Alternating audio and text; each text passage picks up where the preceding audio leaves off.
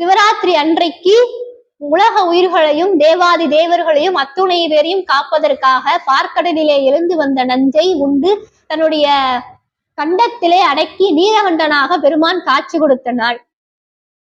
அதனாலதான் பிரதோஷ காலங்களிலே சனி பிரதோஷம் ரொம்ப விசேஷம். அதை மகா பிரதோஷம் என்று சொல்வார்கள். ஏன்னா அந்த சனிக்கிழமையில தான் பெருமான் நஞ்சை உண்ட காரணத்தினால் சனிக்கிழமை வரக்கூடிய பிரதோஷத்தை மகா பிரதோஷம் என்று சொல்வார்கள்.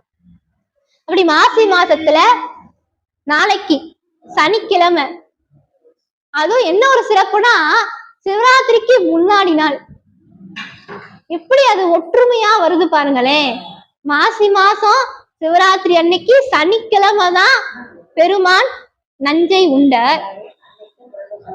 அன்னைக்கு பிரதோஷம் வருது, சனிக்கிழமையும் வருது, மறுநாள் சிவராத்திரியா வருது.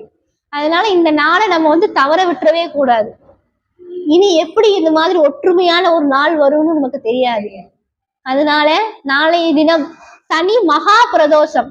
பிரதோஷங்களிலே சனிக்கிழமை வரக்கூடிய பிரதோஷத்துக்கு மகா பிரதோஷம் என்று பேர். அது நாளைக்கு தான்.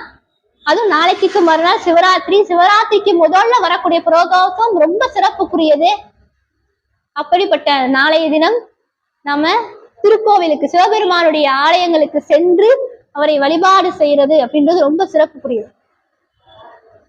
சனிக்கிழமை வரக்கூடிய மகா பிரதோஷ தன்னைக்கு நம்ம விரதம் இருந்து சிவபெருமானை வழிபாடு செய்தால் 120 வருடம் பிரதோஷ வழிபாடு செய்த பலன் நமக்கு கிடைக்கும்னு சொல்லி சிவ ஆகம நூல் சொல்கிறது.